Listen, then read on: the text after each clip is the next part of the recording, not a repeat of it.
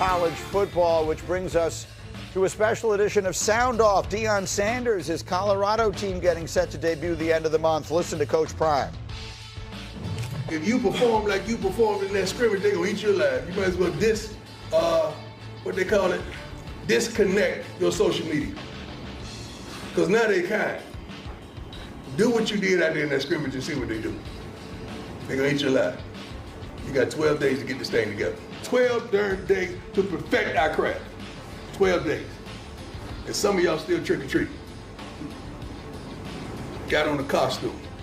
It ain't even Halloween. I know a football player when I see it. I know a coach when I see it too. And when we go out there, we gonna make sure we got at least 11 guys on the field at all times that want to play football, and we're gonna have coaches up there that really want to coach. Yeah, bro, that was strong. Yeah. He basically told him, you're a room full of imposters. And I think that's big for Jaxson Sanders. Like you said in the meeting, like this is the first time he's taken the field without Shedeur Sanders as a college coach. This is the first time in 3 years you're taking the field without Travis Hunter as a college coach. And I think this is going to be a year where people are going to look at Jaxson Sanders and really try to evaluate and critique what sort of head coach he is. This is going to be the toughest year for Jaxson since he's been in Colorado. A wise man told me a long time ago, look, head coach's job is not just to coach the players, it's to coach the coaches. And he didn't just limit that to the players. Yeah. He said, some of you jumping all out there trick-or-treating, got a costume on. And he said, I'm not talking about just the players. He called out the coaches too. Yo, he's serious right now. College football is 72 hours away. We dang near back at Halloween. And the NFL season they is stink right as around hell the in them costumes, Greeny. All right, let's play a game of Believe It or Not. Lewis Riddick will lead the way on these, and we'll see what we think. Lewis, if I said J.J. McCarthy and the Vikings are going to win the NFC North, believe it or not? No, I believe it. Look, I have ultimate faith in the structure that's around him, starting with the head coach, moving down to the quarterback coach, to the position-specific skills that everyone has on this team, from inside out, the offensive line, the backs, the wide receivers.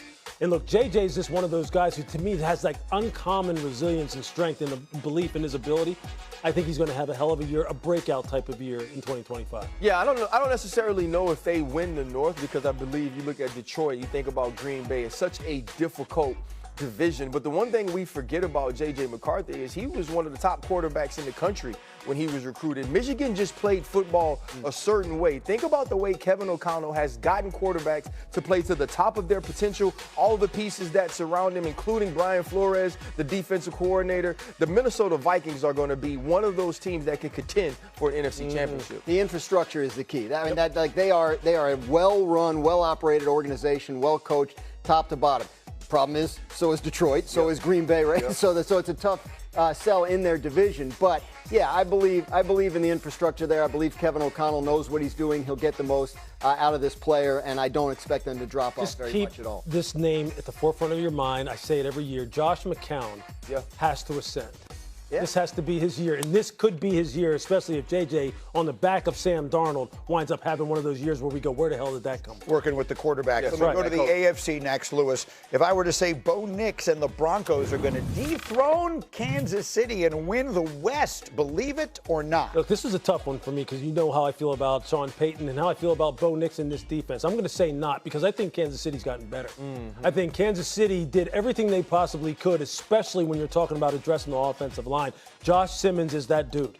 If he stays healthy for 17 games, Josh Simmons will be an all-pro, or he'll be a Pro Bowler at the very least. He'll protect Patrick. The running game is going to be stronger. The passing game is going to be legit. Patrick is motivated, and defensively, they are young and they've got depth.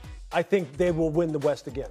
Yeah, I mean, I just can't go against Kansas City until somebody shows me that they're not supposed to be there. Right. I mean, Patrick Mahomes doesn't know what it feels like to be home before the AFC Championship. This is the team that is now understood, hey, if we protect Patrick Mahomes, that's when we get the best player in all of the world. Defensively, we know what Steve Spagnuolo can do with those different moving pieces. George Karlaftis has been extended. I think they're going to work on getting something done for Trent McDuffie. I love this team this year, and they are a better team headed into 2025 than they were 2024, and we act like they didn't just go out and win 15 games in the regular season. There's no way that this winds up being the case, because things don't ever go the way we expect them to. All four teams in that division, I feel like, should get better. Yeah. Jim Harbaugh in his second year with the Chargers. I know they lost Rashawn Slater. That's a big loss. Yep. But I think they'll get better. Herbert will get better under him. The Raiders, I think, are going to be much better being run the way they are. Denver, we see ascending, and Kansas City does get better. I think it's the best division in the NFL. Yeah, absolutely. But I mean, you talk about, like, I like Denver too, but they finished 5 games behind the Chiefs last year, and the Chiefs handed them the last game. Right? So that, to me, is like there's a bigger gap to make up than I think that it's easy to get behind Denver. Bo Nix, a young player. Sometimes the progression with young players is not steady, right? So I think it's fun to like Denver, and you should. I just think it's a long way to go to say that. And obviously, what makes you like Denver is who they are defensively, right? Bo Nix did have, to me, a rookie season where we continued to see him ascend and get better, but that defense is going to be top tier. 2 years ago, we were making fun of their defense. They gave up 70 points in a game, and here they are, just like that, and they're looking that good. All right, last one. Yeah. If I were to say the best rookie quarterback this season in the NFL is going to be Jaxson Dart, believe it or not? As much as I like Jackson, I'll say not.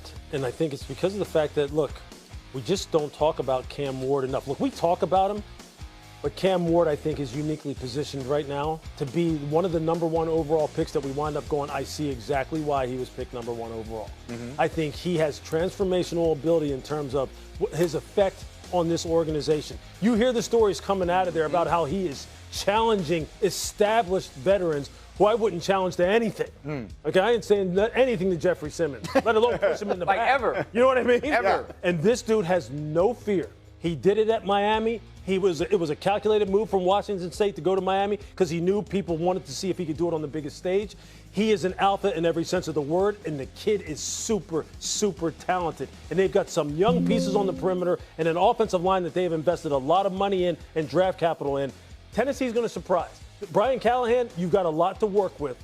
And Cam Ward, I think, is going to have one of those seasons where we go, that's right. They made the right choice taking him #1 overall. Yeah, I think what we've done is we haven't paid attention to this kid's journey. Right, we haven't talked about the fact that he started at Incarnate Word and then he went to Washington State, and there were talks about him having the possibility to be a mid-round pick. But he understood, if I go to Miami, if I play on a bigger stage and I show that I can contend, I can compete there, I have an opportunity to be a first-round pick. And what I love about all the stories coming out of Tennessee is they're all about intangibles. They're all about how early he shows up for work. It's all about the way that he galvanizes his teammates, and now he's bringing in different guys to film studies. These are the things that you hear about some of the greats that have played the game, like the Peyton Mannings, like the Tom Brady. It wasn't all about what they can do with arm talent or measurables. It was about how they made people around them better based on the way that they approach their work. Sounds like Jaden Daniels, doesn't it? Yeah, and I love that about Cam. I had a conversation with Brian Callahan last week about how he's bringing Cam Ward along. He said he's making it as tough as possible on him,